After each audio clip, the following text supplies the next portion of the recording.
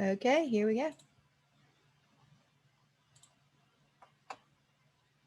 Hello, everybody, and welcome to our webinar on selective college admissions, Topic Tuesday, Session 8. We're really excited that everyone is joining us today. We've got an excellent group that will be sharing all of their vast knowledge on selective colleges. We're very honored to have our panelists with us today. To get us started for this webinar, we have a few housekeeping tips that we wanted to remind everyone. We are in webinar mode, so we cannot see or hear you. But if you would like to interact with us, there is the chat feature as well as the Q&A. If you have technical issues or if you want to share information with the panelists, please use the chat feature. Use Q&A to drop all of your questions in, and we'll be monitoring it throughout the presentation. So as we get started today, as we wait for others to join us at the 10 o'clock hour, we wanted to have an introductory question for those that are attending. What questions do you have about selective college admissions process? So if you will drop your answers in the chat, as far as, we know that you're joining us today to gain knowledge, but if there are any specific questions that you may have, we would love to know what those are starting out, so that way we can make sure our panelists for today have that information in hand and are able to address those throughout the presentation. So if you'll drop in the chat, what questions do you have about selective college admissions process? And we will get started shortly. So if you're just joining us, welcome. We have an intro activity. You'll drop the answer to the question that you see on the screen in the chat feature at the bottom of your screen. Our panelists will be monitoring that to make sure they address whatever questions you have about the selective college admissions process in their presentation. We've got really great presenters with us today, so we're very excited to have them join us. And we'll get started right at 10, so give us a few minutes to get started.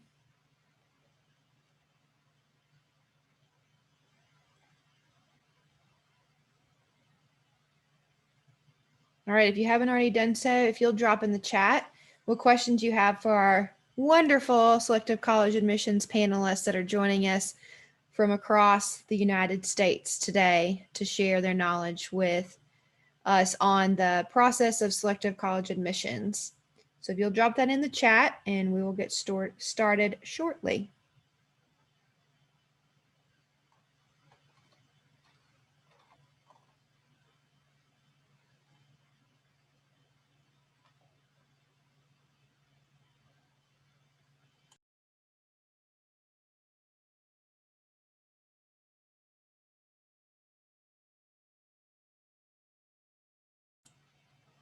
All right, let's go ahead and get started. Welcome everybody to the webinar. My name is Kirsten Dufour, Assistant Director and Project Manager for the Woodward Hines Education Foundation Get to College program.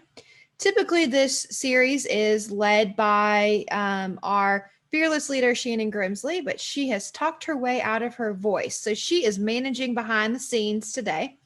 We're recording today's session, and we'll send a link to anyone who registered. For those watching the recording, today's date is November the 10th, 2020, and the material in this webinar is current through the 2021 school year. In today's session, Selective College Admissions, you'll hear from college admissions representatives from Spelman College, Trinity University, Vanderbilt University, Washington University, and St. Louis. These representatives will be answering a list of questions about processes and procedures for selective college admissions. I will now share a little background on Get to College and a few logistics about the webinar before we get started. Get to College is a nonprofit program of the Woodward Hines Education Foundation.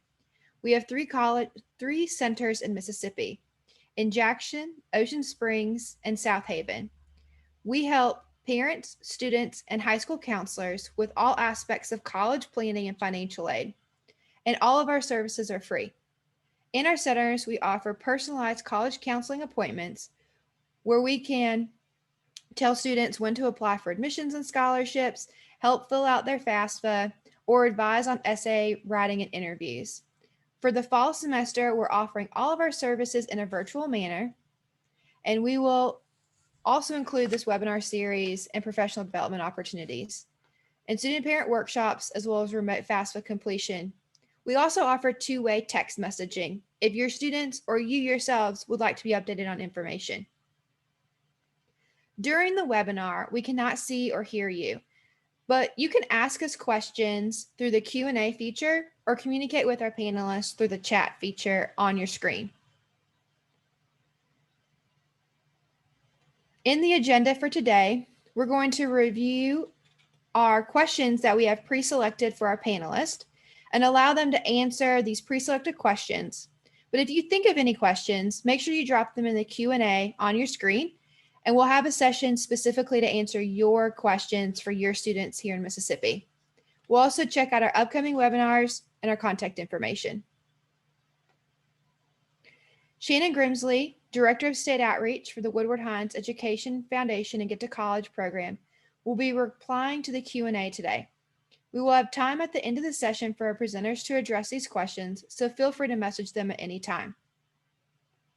We will now hear from our panelists, and here are some of their brief bios for each of those presenters. Christy Johnson is Assistant Director of Admissions at Spelman College. She is an author, motivational speaker, and college consultant from Chicago, Illinois. Christy is no stranger to struggle and uses her real-life experience paired with her nurturing ways to inspire young people in areas with high urban populations nationwide. Assisting first-generation students has been and will always be her personal focus. A current resident of the Atlanta metropolitan area, Christy's motto is, "Be the change you seek," and she lives this motto day in and day out. Michaela Knipp is Assistant Director of Admissions at Trinity University, a liberal arts university located in sunny San Antonio, Texas. Michaela is an alumna of Trinity and graduated in 2016 with a degree in Ancient Mediterranean Studies. And she has been working as a staff member at Trinity ever since graduation and has the absolute privilege of working with students from Mississippi. Michaela is excited to work with you and share a bit of information about Trinity. She also can't wait to one day welcome you to San Antonio and introduce you to a local favorite, breakfast tacos. John Gaines has worked at Vanderbilt University since 2002. John currently serves as the Director of Undergraduate Admissions. During his tenure at VU, applicants for admission have tripled, and the university has enrolled record-setting classes and seen increased selectivity and diversity. Prior to Vanderbilt, he served as Assistant VP and Director of Admissions at Millsaps College and as Director of Admissions at Transylvania University. John is a frequent presenter at high schools and conferences on the topic of selective admissions and college choice. He is a member of the Coalition for College and is active in the National Association for College Admissions Counseling and the Southern Association for College Admissions Counseling, the Center for International Schools, and the College Board. Emily Almas is Assistant Vice Provost and Director of Admissions at Washington University in St. Louis.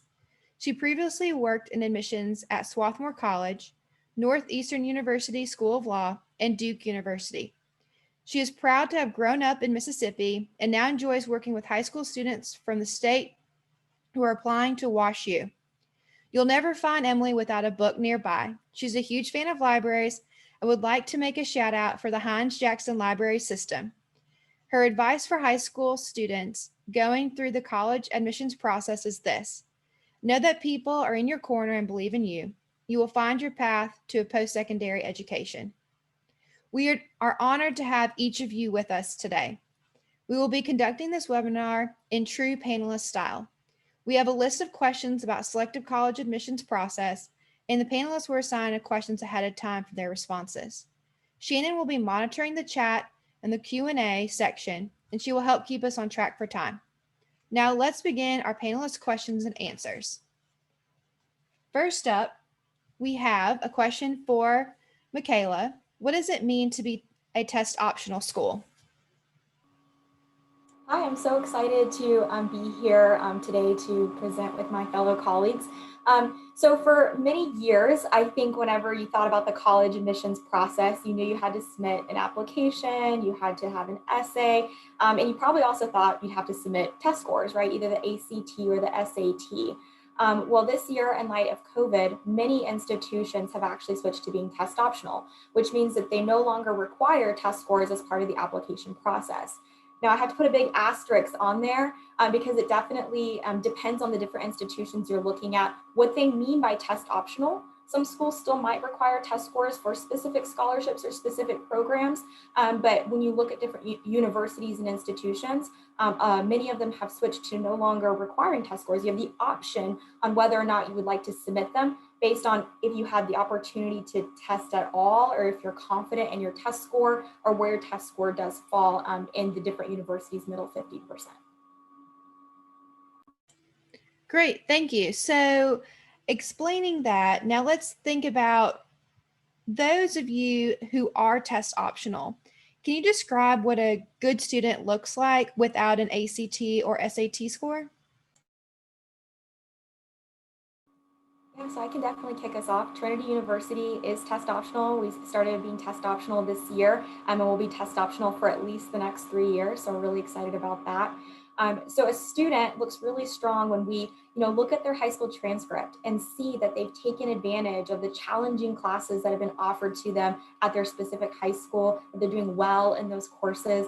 But it also looks like other different components too, right? Maybe they've been leaders in their communities or in their schools and institutions, or they bring something to our community that we're really excited about. And so definitely, at least for Trinity, we focus a lot more on that high school transcript to see how a student has been doing during their high school experience and the challenging courses that they've taken. Thank you. Are there any other panelists that would like to chime in on this? I'll chime in if that's okay. I'll just add that Vanderbilt, like Trinity, has also gone test optional, but we've gone test optional just for this year. We are monitoring the situation because we know that access to tests still is limited in lots of places around the country and indeed around the world. But I really like how Michaela said that the other parts of the application take on a greater importance in holistic evaluation when the test score is not there. So like Trinity, Vanderbilt will be focusing on the earned record from high school in a way that we always have, but that takes on just a little bit more prominence without the national standard there as well. John, to keep you in the spotlight, let me follow up and ask you this, and anybody in the panelists can chime in after. Since you are test optional for this year, are you requiring any supplemental documentation for those who do not have a test score on file? That's a great question, and the answer for us is no. Vanderbilt happens to belong to the Coalition application group and to the Common application group, as well as to the QuestBridge program.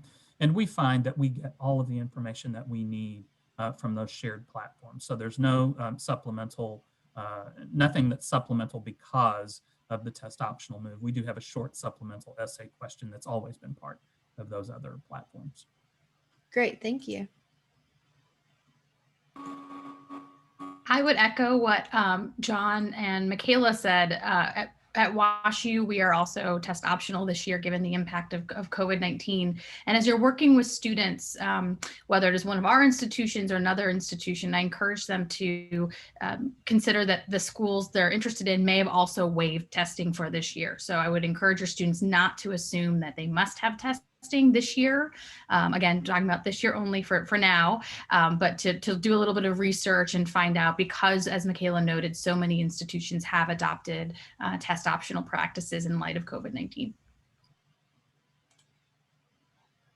And I will go ahead and just piggybacking on and echoing everyone, all of my colleagues who have stated before me, and we are test optional also for the school year, as John specified, made sure to specify, because We do have students who, and families who, as they're looking into colleges, I've had freshmen and sophomores who are already questioning me about, are we going to be test optional down the road? And we just don't know that. We can't say because COVID currently is so fluid. So I would just encourage students, as my colleagues have said, just we are holistic in our review approach. So we definitely are going to be, I'm combing through that high school transcript. I'm looking for rigor. I'm looking at the way you've navigated through your courses from year to year to year. So I would definitely encourage the students, this is the time to celebrate yourself, look back and reflect, and just really take the time to really pat yourself on the back for a job well done for the last 3 years, since you are now in your senior year, going into application period. So I would just say, take your time. And yes, as far as COVID is concerned and test optional is concerned, some of my colleagues have already stated it is definitely on trend to just be a year time commitment. And then we will kind of reassess as COVID kind of plays out here with us. Thanks, everybody. So we're going to move on to the next question, and this question is for Emily at WashU. What does a good high school resume look like, and what do you look for on a high school resume? Thanks. I think this is a great question, and I want to provide a little bit of clarity around the resume, because I think sometimes when you're working with students, they might be confused as to whether it's required or expected. It's going to vary by institution. Many of the common types of applications a student might use, such as the Common Application or the Coalition Application or the QuestBridge application if a school is a participant in that process, will have sections for students to complete information about their involvement outside the classroom. But sometimes students wish to or are asked to provide an additional resume in addition to that. And I think some advice that I would encourage those working with students to consider is to remind students that all different types of engagement are valid and supported and encouraged. So sometimes students may forget or think it's not important to note part-time jobs, obligations with their family, religious community, whatever it might be, that it's not simply limited to what a student may or may not engage with at their high school, although certainly that is also great.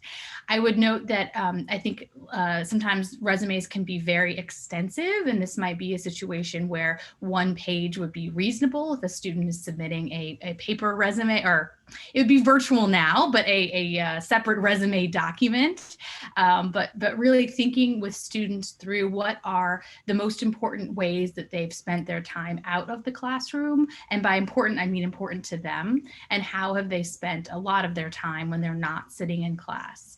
We also know, and I just want to mention, because of the situation we're all in this moment, that COVID-19 has had incredible impacts on students' abilities to be involved outside the classroom, whether that is extracurriculars, sports, school involvement, or part-time employment. Students may have had changes in their commitments related to their families' financial circumstances or living environment.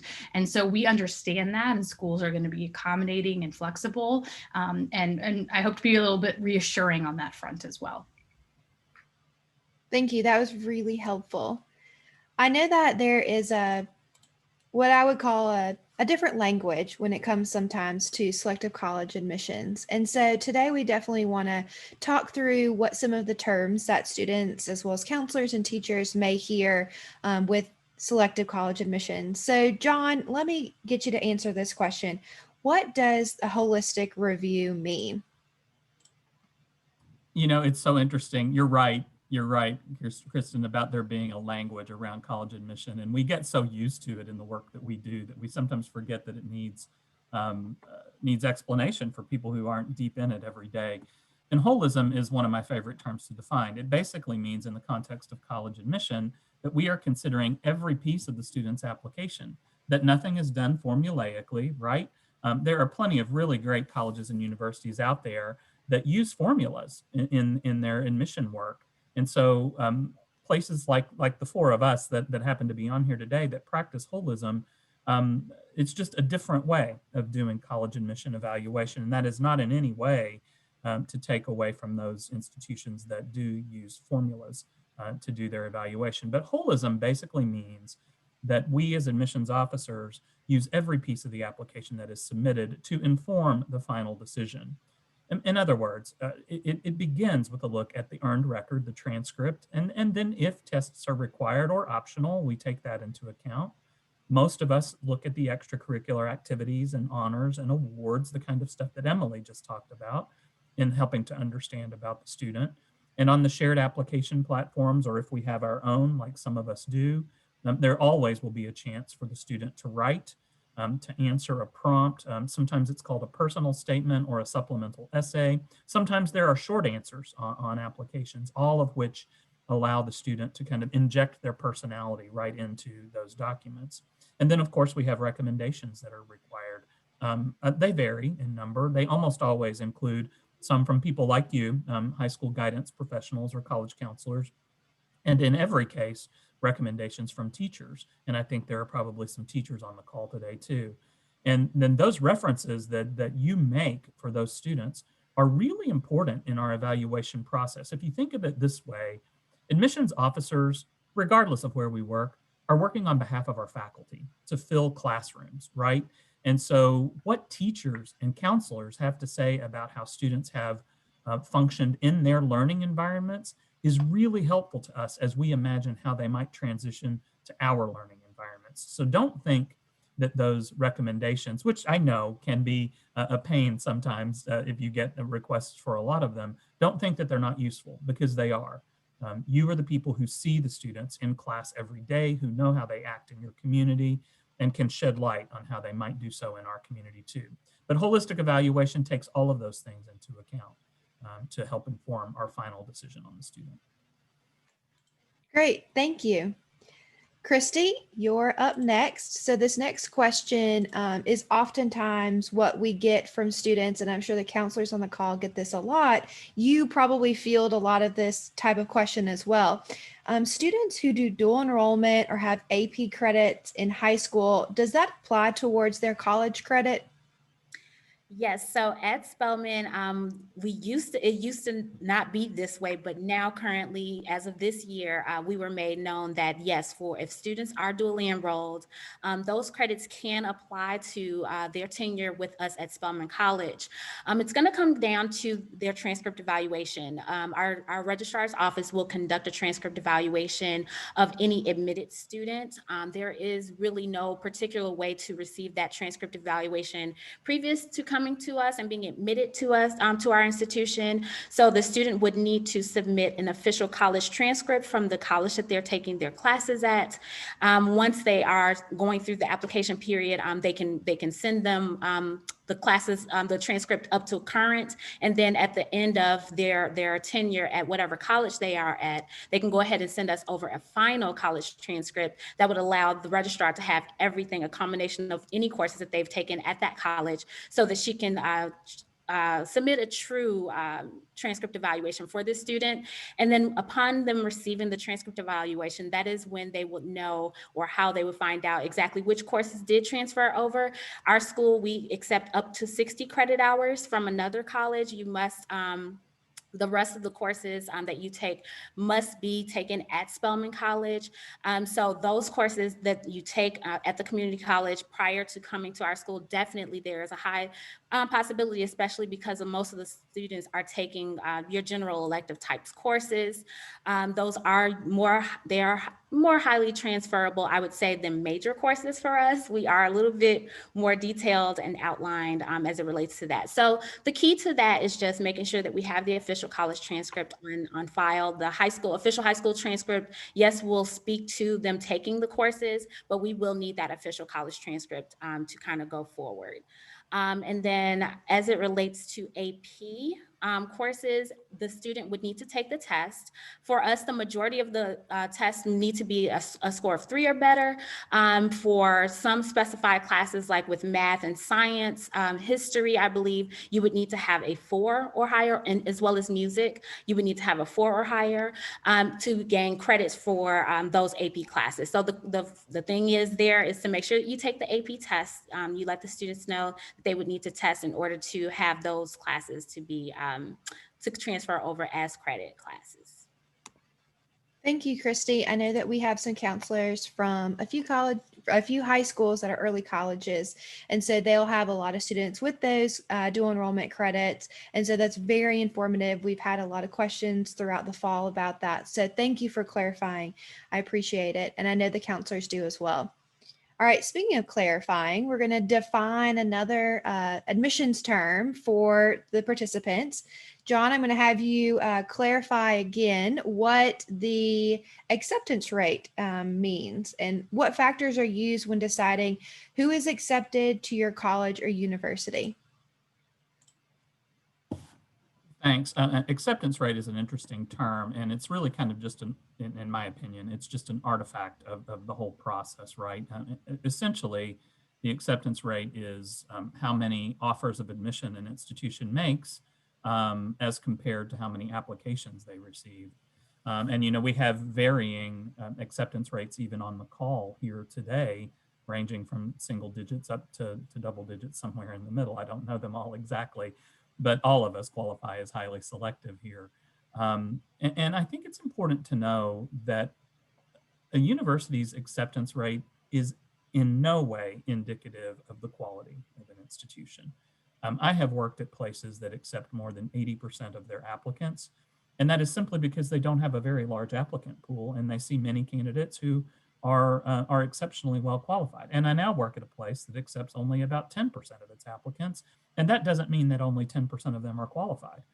In fact, one of the huge ironies of a highly selective admission process is that the vast majority of our applications come from candidates who could absolutely do our work.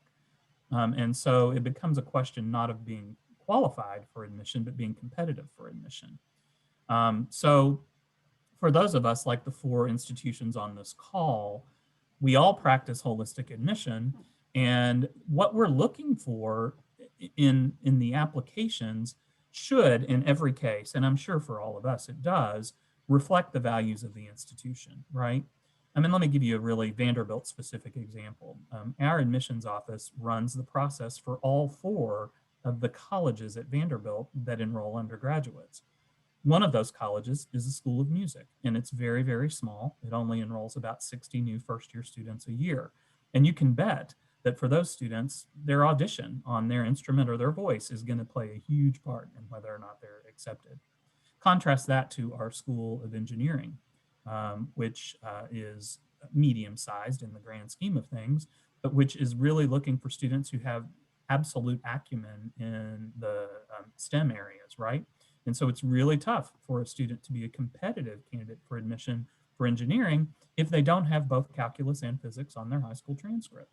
Doesn't mean that it's a cut line, but it means that most students who apply will have had that, and many of them will have had extracurricular activities related to research or internships or robotics or rocketry or something like that. But then you can contrast that to other schools at Vanderbilt, like the College of Arts and Science or Peabody College of Education and Human Development, where we're looking more for generalists, just good, smart students who engage well with the application with all kinds of different interests. And you begin to understand why holistic admission is so important. We have to look well beyond the test score and the grade point average in order to assess whether they're a good fit for those different programs. And I'm sure that is the case at WashU, at Trinity, and at Spelman. As they are building their classes and their lists of admitted students, they're thinking about those things that make their institutions different. And this is part of why I think selective college admission is so frustrating for many people in the public and for people in your settings as college counselors and teachers. What looks like it is a willy-nilly kind of process that anybody throw a bowl of spaghetti at the wall, see what sticks. It's really not that at all. Outcomes are different for individual students because each place that they are applying to is selecting them or not selecting them based on their own institutional values. And while we look a lot alike on paper, I can guarantee you that Vanderbilt is different than WashU, is different than Trinity, and is different than Spelman in really visible ways and also in really subtle ways. And so that's just one of the pieces, I think, of selective admission that is really important for you as counselors and teachers to keep in mind as you're working with these students. Good admissions officers are following the mission of their institution to select candidates that would benefit the most from what we each have to offer. Thank you. That was extremely informative and inspirational for our participants today to definitely share this information with our students. Emily, I've got another question for you. Why do colleges and universities publish middle 50% numbers? How are students and families expected to use this information? I think that's a great question. I think as the counselors and teachers on our call are working with students and families, a few things to keep in mind. One is that many universities will publish on their websites or in profiles or in guidebooks, other places, the middle 50% for either the SAT, the ACT, or both. And I think this can be helpful information that students and families, teachers and counselors can look at to get a better understanding of where many of these students at that institution fall in terms of standardized testing, if the institution requires or offers now the option to submit standardized testing. That said, a few caveats. I worry sometimes that students see those numbers and discount their potential for success or ability to be competitive in the admissions process at an institution if they don't fall in that middle 50%. And so I find it can be helpful to remind students that the middle 50% is just that, it's the middle. And so there are students both above those numbers and students below those numbers at the institution. So I think they can be helpful sources of data that might be useful in some guiding way, but I would caution students against using them as interpreting them as some sort of cut point or some sort of limitation, or on the flip side, an indication that a student is guaranteed to be admitted based on the academic indicators in their application. Thank you. That is very helpful, and I hope that the counselors and teachers are taking note of both sides of how that information, that 50 is truly the middle. All right, John, you had mentioned earlier both the Common App and the Coalition app. Can you explain the difference between the Common application, the Universal College application, and the Coalition application? Sure, it can get confusing, right, Kirsten? And I'm happy to do that. Basically, the Common, the Coalition, Universal, and QuestBridge are all shared application platforms.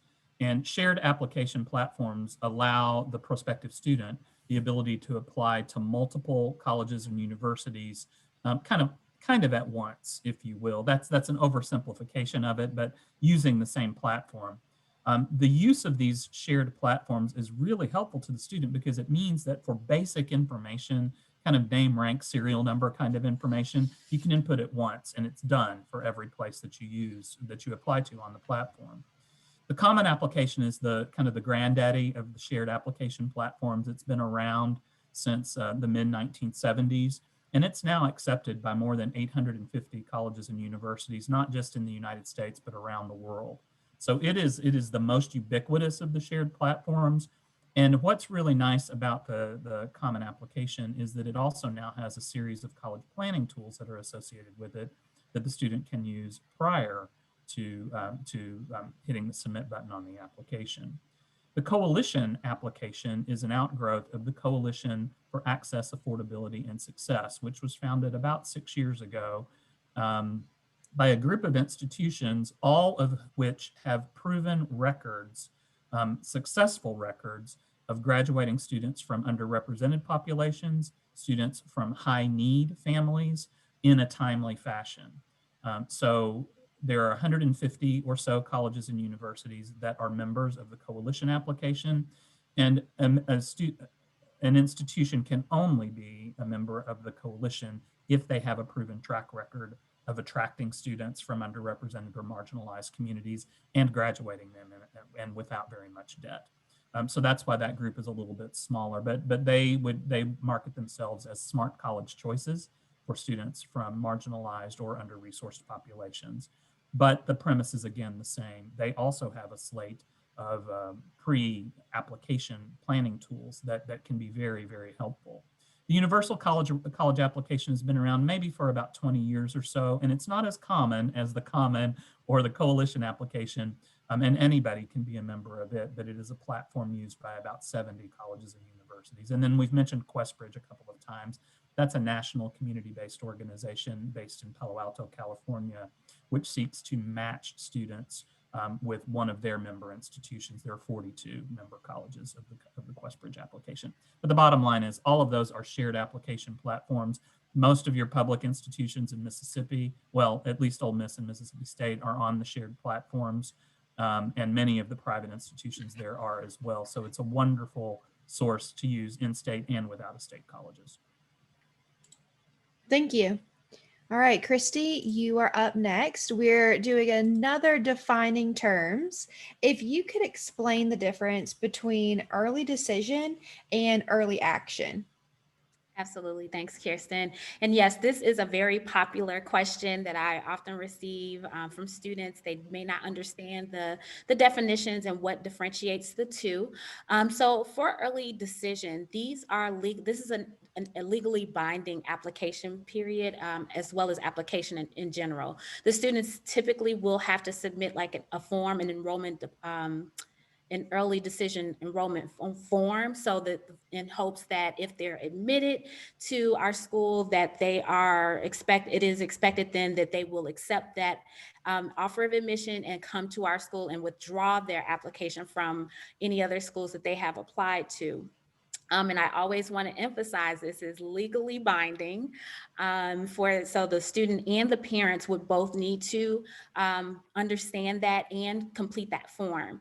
The early action is non-binding. So it is for students that are they want to know early. They want to find out early if that's purposes for financial aid or scholarship consideration. That is definitely something that they can do. Those students typically are going to hear from schools previous to the new year rolling in. So that, again, non-binding. So it takes a little bit of pressure off. So if they are vetting several schools and they don't want to really tie themselves into anything legally binding, the early action is a great application period to abide by, because they will still find out if they've been admitted early. They'll receive that early notification. So those are the differences. Main thing to note: early decision is legally binding, and then early action is non-binding. Awesome. Thank you so much for that clarification. I'm sure all of the panelists receive that question commonly. So making sure that we know that difference. Obviously, there's some legal repercussions there. So we want to make sure that that is shared out with students and families as they're making their decisions. All right, Michaela, we've got a question for you. What types of decision plans that colleges use other than early decision and early action? Yeah, so one other decision deadline that I know Trinity utilizes is called regular decision. So regular decision, I'm seeing my colleagues nod, so I think we're utilizing that together. It's just a little bit later than early action, right? So it's still non-binding. You're still not being bound to anything. I know for us, our regular decision deadline is in the spring. So students just find out a little bit later in the process. I'll also mention that, and this might be true for my colleagues as well, but they're welcome to chime in, that tends to be our most competitive deadline. Because we have an early action and early decision deadline, we tend to provide a lot of our acceptances in those first deadlines. And so then when it comes to regular decision, we're getting a lot of applications. We've already filled quite a few of our spots. And so I always want families to be informed that since it's a little bit later in the process, just know it might be a little bit more competitive. A couple of other deadlines that I know about, but Trinity doesn't personally utilize, so I'm not as familiar with them, would be restrictive early action, or REA. So restrictive early action is in some ways kind of a hybrid, I think, between early action and early decision. It's not as binding as early decision, but they definitely do have some restrictions on what other types of applications you can be submitting and when you can be submitting them until you hear back from that school in which you did apply restrictive early action. And then the other deadline I can think of is rolling admission. So these are institutions that accept applications really throughout their entire process and will be releasing decisions throughout the process as well. So those are the deadlines I can think of. I might have missed them. So if my colleagues can think of any others, please chime in. We do have, y'all get to hear my voice, sorry. We do have one question in the Q&A, Kirsten, if you can see that.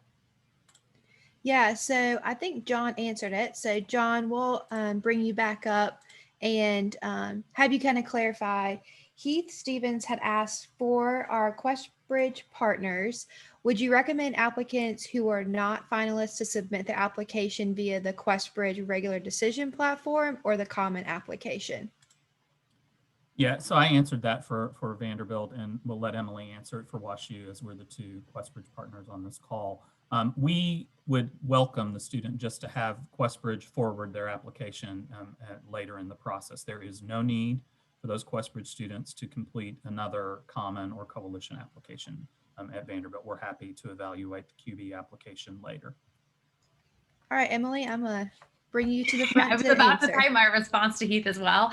The same goes for WashU. We do have some supplemental questions we ask that our QuestBridge applicant students complete, but we don't need a separate application. We can accept that via the from QuestBridge as well. Great, thank you both. All right, so our next predetermined question that we have is, what is demonstrated interest and how do colleges use this information when admitting students? John, I'm going to have you answer this. I'll start, but my answer is kind of, I feel funny answering it because Vanderbilt doesn't use demonstrations of interest in our admission process. But essentially, it's exactly what it sounds like, right? It's the student, the applicant, letting the college that they're applying to know that they're interested. That can take a lot of different forms. It can take the form in normal non-COVID times of a visit to campus, showing up at a high school visit if we're doing one at their high school, coming to an event in their local area, emailing a question to the website. There are all kinds of ways for a student to demonstrate interest. At Vanderbilt, we do not consider that as part of our application process at all. I guess the one exception to that is when we work our wait list in the spring, then we do care about demonstrations of interest, but not before then for regular decision. And some people would tell you that applying early decision to a place is kind of the ultimate demonstration of interest, building on what Christy was saying. You're saying to that college, hey, if you admit me, I'm going to enroll. And that is, in a way, the ultimate demonstration of interest. But for the regular decision candidates, we don't consider it at all. I don't know whether any of you do, so you might want. Do any of the other panelist schools? So at WashU, we have considered demonstrated interest in our admissions practices. I would caution students and families that you're working with, though, from thinking that it is the item that sort of makes or breaks an application. I think for us, it is great when students are interested in us and we are able to engage with them throughout the admission cycle, but especially this year, given COVID-19, we absolutely are acknowledging that things are very different right now, and want students to understand that also means a sort of a different way of thinking about demonstrated interest. I will say it very much varies from school to school. So this is one of those areas where I would counsel students to do a little bit of homework or to do a little bit of research. There are definitely some schools where demonstrated interest is very important in their process, and places like John just mentioned for Vanderbilt, where it's not something that's considered at all. So there's going to be some variance and sort of depending on the institution. Thank you. And I'll also add, for us, that is not, demonstrated interest is not something that, again, like my colleagues have said, that we look at, I would say, from a large scope. However, I know in instances where, you know, I'm on the cusp, the student is kind of close to profile, I'm thinking about it, I can, you know, definitely see how often the student is on our website. Are they, because it's very important, especially when the students are really looking into highly selective schools, that you don't just, that's not just verbiage, you know, it's not just, you're just saying this to say it.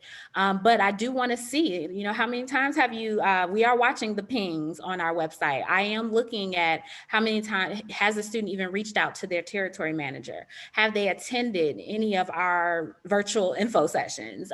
Those types of things.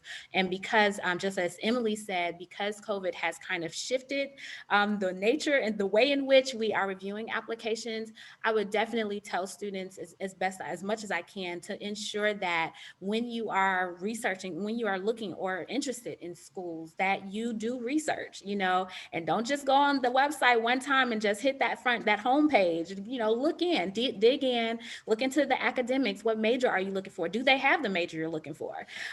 So those are some definite keys to really kind of, sometimes it can, for us in our review process, make a difference, but it definitely, as Emily said, it won't necessarily make or break an application. If there's somebody that I can see that academically or otherwise may not be a good fit, it's not going to matter to me if the student has really expressed a bunch of interest as it relates to the rest of their application. So it is not going to make or break, but I definitely say we will look into it. Thank you. I'll just add one quick thing, if that's okay, just to kind of jump off of what Christy was saying, is that I think that demonstrated interest is kind of a two-way street, right? It's a way to raise your hand and tell colleges that you're interested in them, but it's also a way for students to kind of vet the colleges and say, is this the right fit for me? If you visit a campus, you get a sense of what the campus feels like and then say, hey, maybe this is the community I want to be in or not. If you interview with an admissions counselor, yeah, you're being interviewed, but you also can interview them right back and ask questions. And so demonstrated interest kind of allows students to also vet the institution. So I definitely see demonstrated interest as more of a two-way street. Yes, definitely students are raising their hands and showing that they're interested, but it's also their way of researching the colleges, like Christy said, and saying, is this the right fit for me? So it's kind of a win-win on both sides. Thank you, everybody. That was really informative from a variety of perspectives. And I know that I learned something in that segment for sure. All right, Michaela, since we have you on the screen, let me ask you a question. What are the best tips about an effective college admissions essay? I am knees deep in applications right now. So I have been reading many a college essay in the past couple of weeks. I would say personally, it's one of my favorite parts of this process because it's one of the more human parts, right? I think the interview, if schools do interviews, like that's really human. You get to meet the student, kind of talk with them. But if I don't get to meet a student, either in person or virtually, sometimes the first time I hear their voice is through their essay. That's the first time the application really comes to life. And so in terms of tips, I definitely want to see that a student can write an essay, right? Like that's definitely part of the process. I want to make sure that they could be competitive, or not competitive, but capable of coming to college and writing a successful academic paper, right? So I am looking for writing ability. But more than that, it's wanting to hear a student's voice and get a sense of their personality and just learn a little bit about them that I might not be able to glean anywhere else in the application. So that is one tip, is to use that time to share a piece of your story or a piece of yourself that maybe doesn't come anywhere else inside of the application. I think another thing that's really helpful for students is to definitely make drafts, right? And read them out loud and share them with trusted advisors, maybe share them with you guys, right, on the call. And see if the point that they're trying to get across is what is actually coming across, right? By either, like I said, reading out loud or sharing it with a close friend or family member or teacher or counselor. Not too many cooks in the kitchen, right? I've definitely seen essays that started in one format. It goes through so many people that at the end, it doesn't even sound like the student anymore. So not for that piece, but just to make sure that the point that the student is getting across really is coming across. I'd also recommend that students be themselves and be authentic. If a student is funny, they can be funny, but if they're not, please don't try. I've read essays like that, right? So definitely be authentically yourself when you can. I know that's really hard.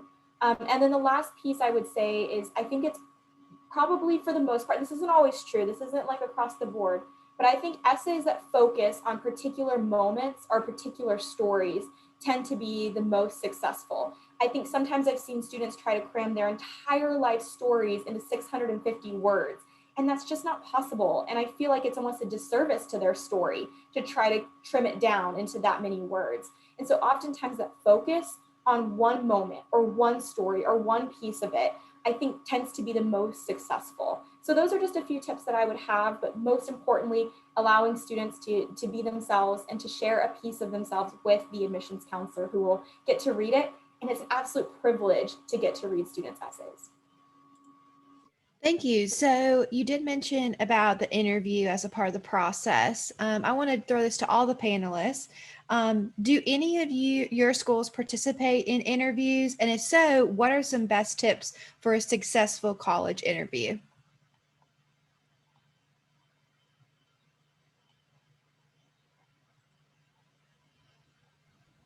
So I can jump in. So we at WashU, we do offer interviews in a sort of variety of formats. Students can sign up to do an interview. Right now, we're doing them virtually with current students who work with our office. We've also might have some admission staff involved there. We also offer interviews with alumni through our sort of alumni interviewing program for students who've applied. For us, the key thing is that they're optional, and they're truly optional. A student has a choice. If they're not able to make an interview work, or they're not interested in an interview, that's totally fine. I think generally speaking, for students, one thing I would elevate is to sort of take a deep breath, know that it's going to be okay, that it's really a conversation, right? That these are conversations between either a graduate of the institution or perhaps a current staff member or student. And they're really sort of speaking to what Michaela mentioned, a conversation and an opportunity to learn more about the student, but also for the student to learn more about the institution. I think every school is going to offer something different in terms of interviews and approaches to interviews. Some institutions don't offer them at all. Others try to offer an interview to every applicant. So it's really going to vary, but I think being reassuring to your students about the interview process can be perhaps a tidbit or a tip.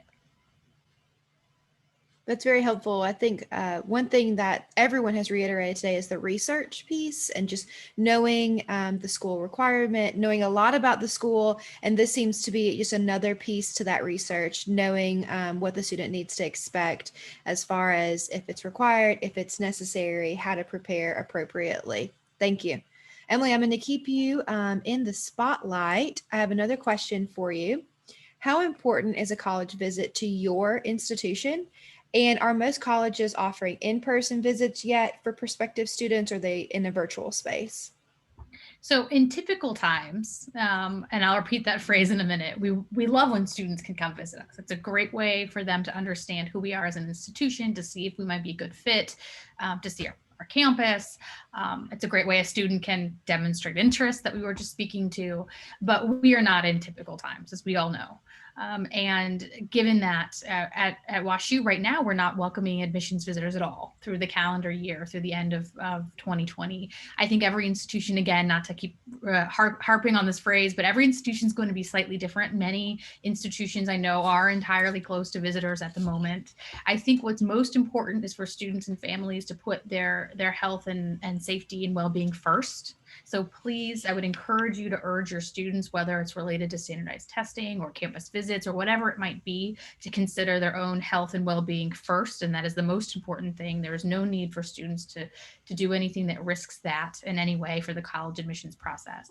Beyond that, every institution I know of, and I can say this confidently, even though I haven't asked my colleagues here today, offers some form of virtual visiting experience. That might be a campus tour, information sessions, academic programs, other ways to learn more information. So no matter where your student is, they can access that experience. And I'd also elevate, particularly for students, not all students have ever been able to visit campuses because of financial resources, time, distance, whatever it might be. So if there's a silver lining to what COVID-19 has meant for students and families, I think one of those linings might be this sort of more democratic access to a campus visit in a virtual form, so that a student, no matter where they might be located, has access to that.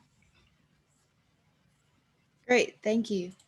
All right, John, I am going to have you do another clarification of lingo that counselors or teachers may hear when dealing with selective colleges.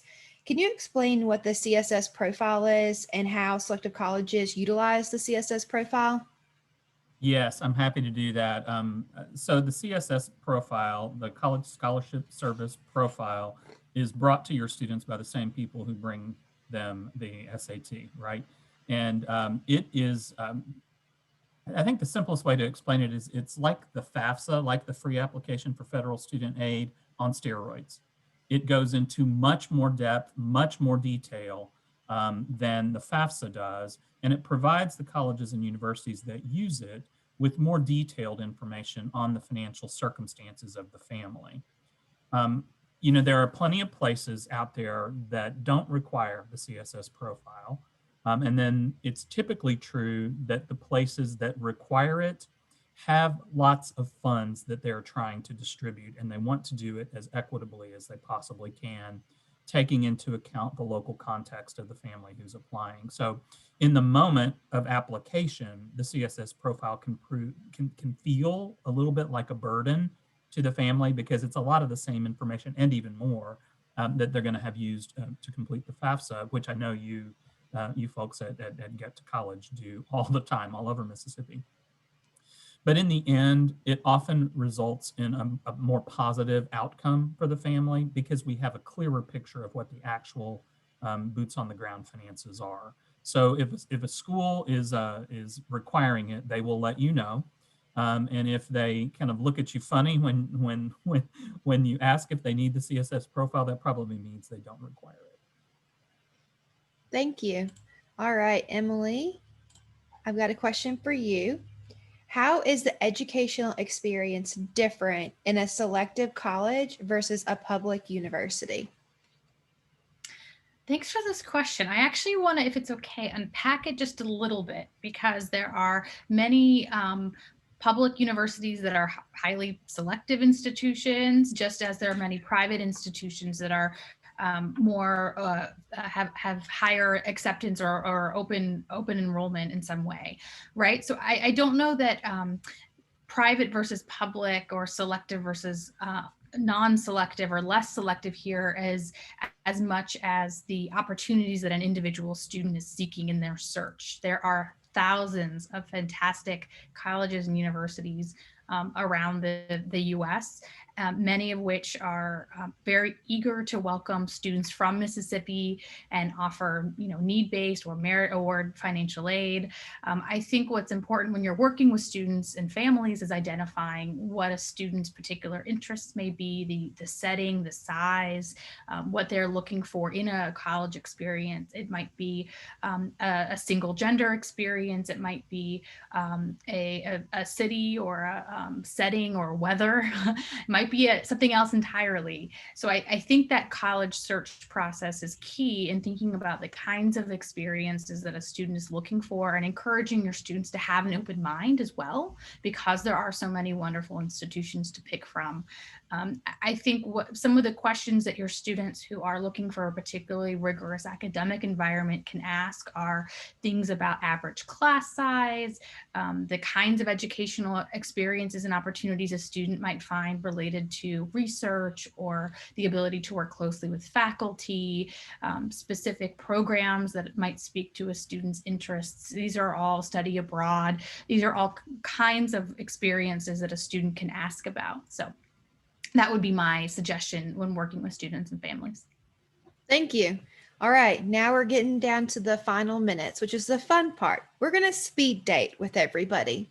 So what we're going to do is we're going to go in alphabetical order by our institution. So we'll have Spelman, Trinity, Vanderbilt, WashU. And if you will share a few distinctive programs or distinctive features to your institution, but also in Mississippi, I know financial aid, as we've talked about slightly, is a big player when it comes to where students are planning to do post-secondary. We know that there's lots of levels and lots of layers to financial aid. So if you could just touch on how your institution, how you advise students of financial aid for your institution, that would be really helpful. So Christy, you're going to be up first. Okay, I'm like, oh yeah, this is a packed one. Okay, so as far as what some distinctive types of programming, just Spelman is distinctive in that we are one of 2 HBCU all women's institutions. That alone is always a very distinctive and very unique trend. And although we are all women and we are in a gated community, about 2,100 young ladies, next door to us, we have Morehouse College, which is all men. And then Clark Atlanta University is on the other side of us. And we, all 3 of us are comprised of what we call the AUC, the Atlanta University center.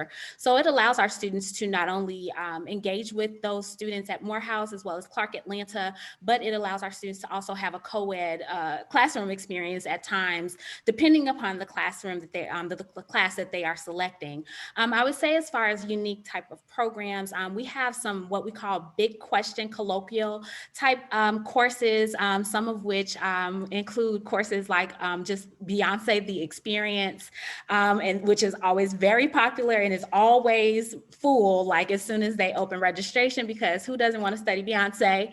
But it is definitely, that is something that is the big colloquial courses that we offer is very unique to Spelman because it allows our students, especially the students that are coming into Spelman, to really kind of gauge and start to really think about themselves, just what it is to be a woman and a woman in this crazy society that we're living in. And it really helps them to delve into there. We do have a few dual degree programs. We do have some domestic partnerships. One of our main ones that we really operate and really kind of talk about a lot is our dual degree engineering program, where the student would complete general science with us. And then there's a long list of domestic partnership institutions where the student could complete their specification of engineering at schools like Stanford, University of Michigan. So allowing our students, not only will you gain that HBCU experience, but you can also stand to gain, another experience would be that a PWI experience, because that is we are shaping global leaders. So that's what we are planning to do. So we don't want to just shut them out and isolate them, but we also want to be able to expand them and offer them the world as well.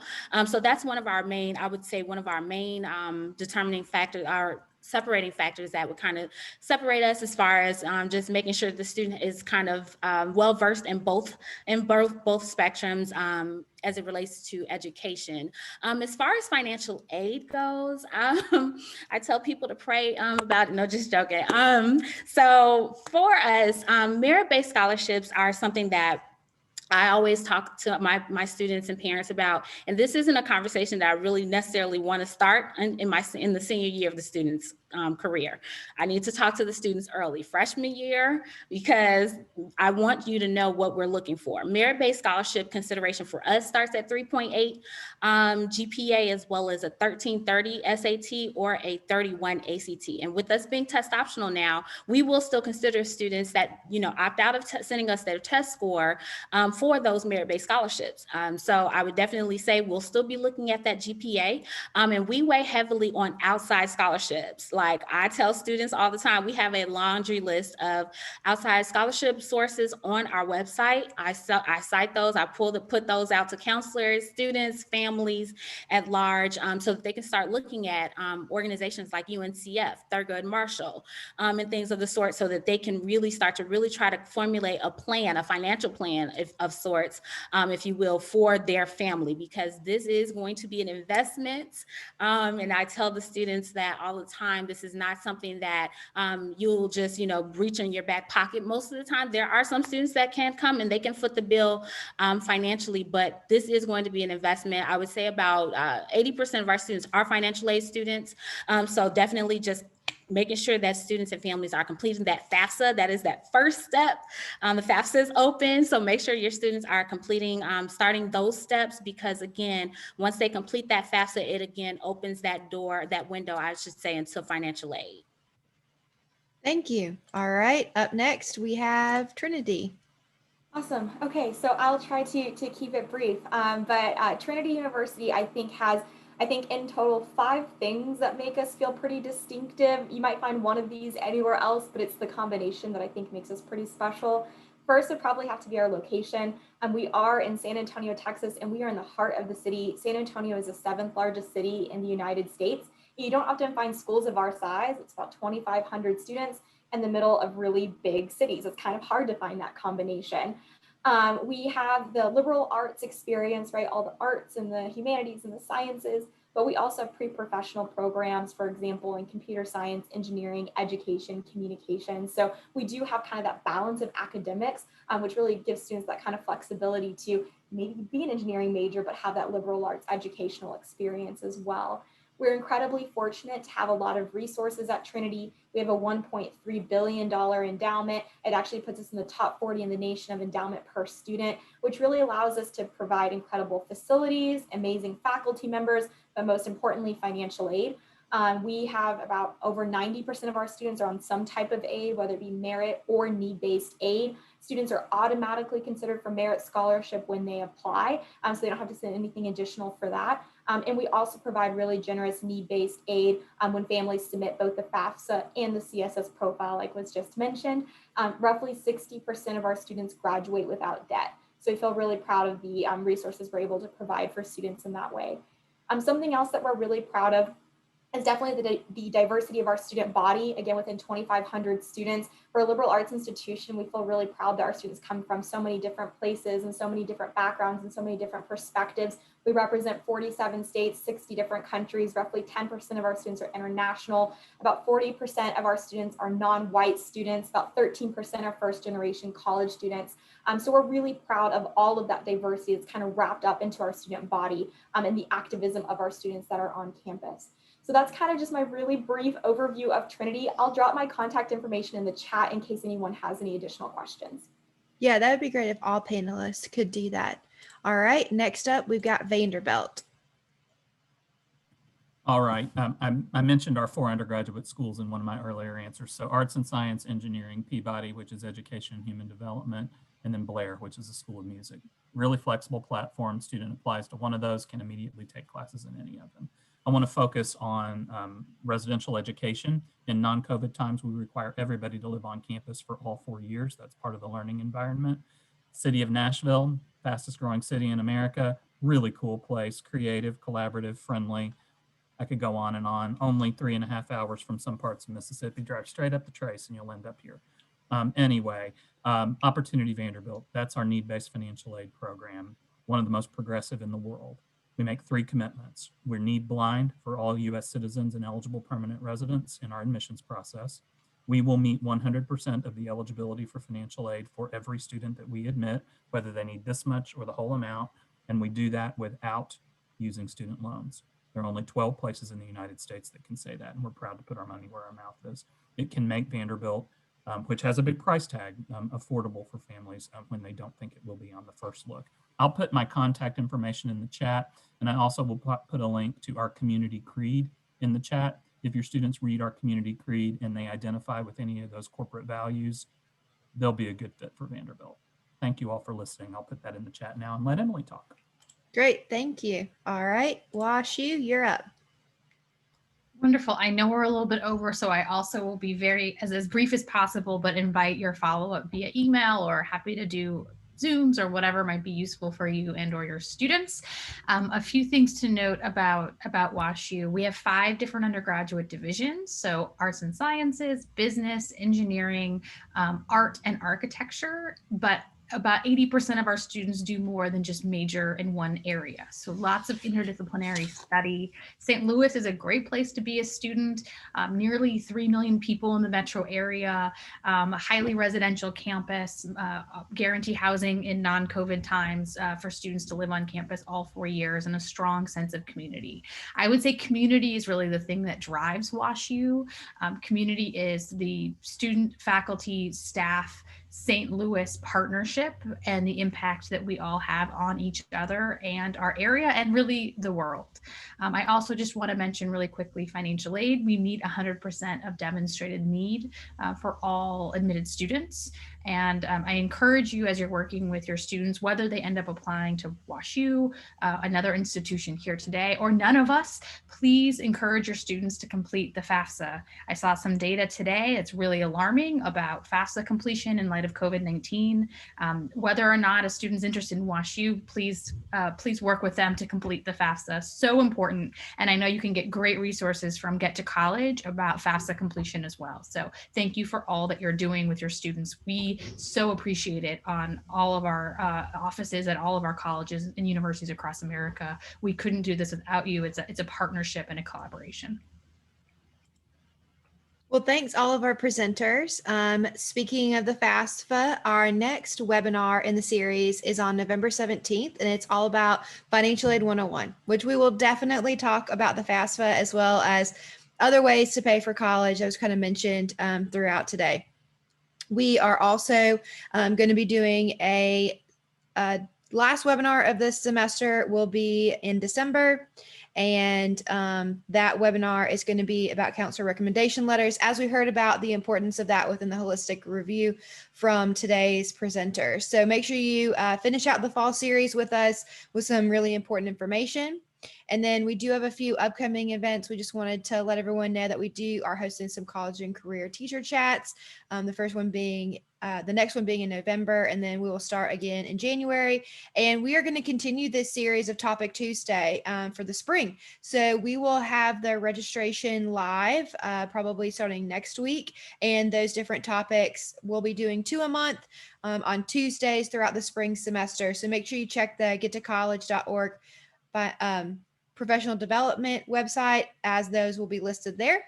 And we didn't have any questions come in, so we are a little past our hour timeline, but the information was so great from our presenters today. We wanted to make sure everybody was able to get that information. So thank you to all of our presenters for spending some time with us this morning and sharing this really valuable information. I know that I've worked with students over the past few years of my career at Get to College that have been interested in each one of your institutions. So I was super jazzed to make sure that our counselors and teachers in Mississippi are also having the opportunity to hear directly from you to relay it to their students. So we hope that your application base from Mississippi for this year and next year are great. And we would love to continue the partnership with these institutions, as well as supporting Mississippi students in their post-secondary plans. So in the chat, I believe all of the participants for the panel have put their contact information as well as supplemental information. So thanks everyone for joining us today, panelists and attendees, and make sure that